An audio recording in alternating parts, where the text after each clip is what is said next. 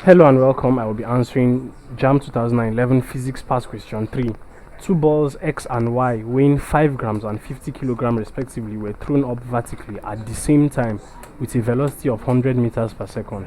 How will their positions be 1 second later? A. X will be 500 meters ahead of Y. B. X and Y will both be 500 meters from the point of throw. C. X and Y will be 500 meters from each other. D. Y will be 500 meters ahead of X. So we have a scenario here with two objects of different mass.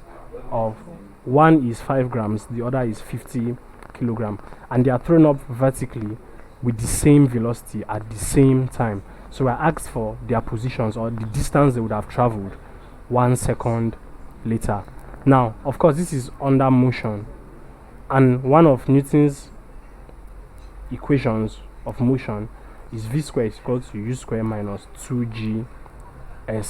So we can use this to get the position or distance traveled after the stipulated time.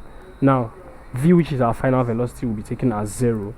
U, which is the initial velocity, is the 100 meters per second, minus 2 multiplied by g, which is acceleration due to gravity, approximately 10 meters per second square, multiplied by s. So s is the distance after that particular time, and it is of course unknown and is what we are looking for. So all this 0 will be equal to, if you multiply everything here, okay, sorry, this is 100 square, u square, okay, so this is also 0 is equal to 10,000 minus 20s. Taking 20s to the other side, 20s equal to 10,000. So divide through by 20. So s is equal to 500 meters.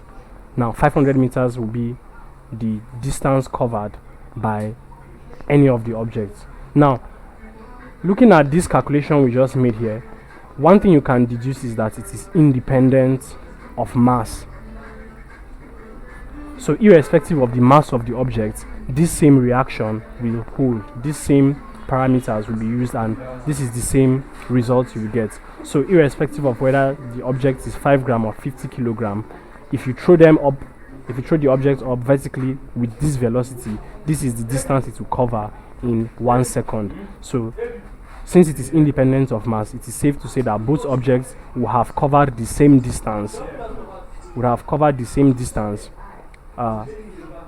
from where the position they were thrown from. So that is what is seen here in option B. X and Y will both be 500 meters from the point of throw. So this is the answer to this question. Thank you, and please subscribe to this channel for more videos and for more past questions and answers.